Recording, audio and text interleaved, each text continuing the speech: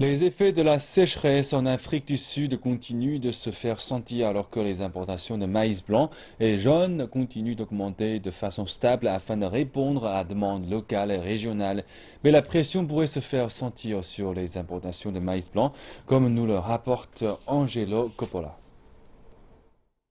La saison dernière, l'Afrique du Sud a importé 103 176 tonnes de maïs blanc et les prévisions pour la saison en cours sont de multiplier ce volume par 10.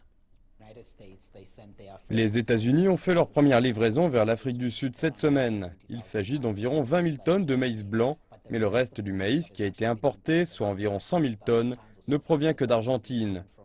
On voit d'ailleurs l'Argentine devenir un acteur plus important sur le marché sud-africain. Nous avons constaté un impact sur le marché. Nous avons vu 300 tonnes de maïs blanc livrées sur la place financière de Johannesburg.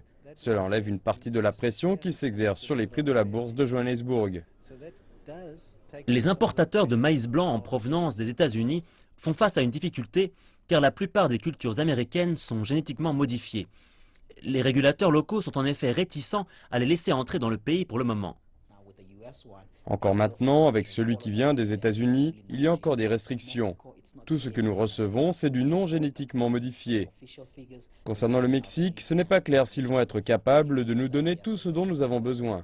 Dans les chiffres officiels, on a 300 000 tonnes. Et si vous regardez la Zambie, une interdiction d'exporter a été mise en place. L'Afrique du Sud continue d'exporter son maïs vers le Botswana, le Lesotho, la Namibie et le Swaziland.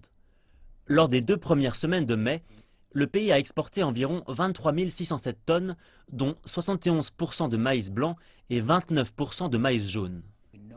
On sait que la demande dans ces pays doit être plus importante que ça, particulièrement si vous prenez en compte le Zimbabwe.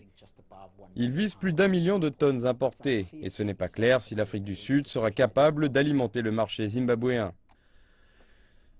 Prévoir la plupart des incertitudes liées au prix du maïs dépend de facteurs hors du contrôle des traders. Il a atteint un record historique de 5 280 rand la tonne, soit environ 340 $. Et vers quoi se dirige-t-on? Oui, clairement, la fixation des prix de décembre à mars sera une fonction du coût de portage. Jusqu'à combien va-t-on aller? Et là, oui, c'est légèrement 5 000 rand. Mais qu'adviendra-t-il du taux de change?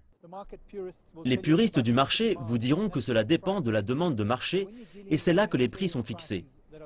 Mais lorsque vous avez affaire à des crises humanitaires qui se déroulent aux frontières de l'Afrique du Sud, il s'agit alors de nourrir des gens.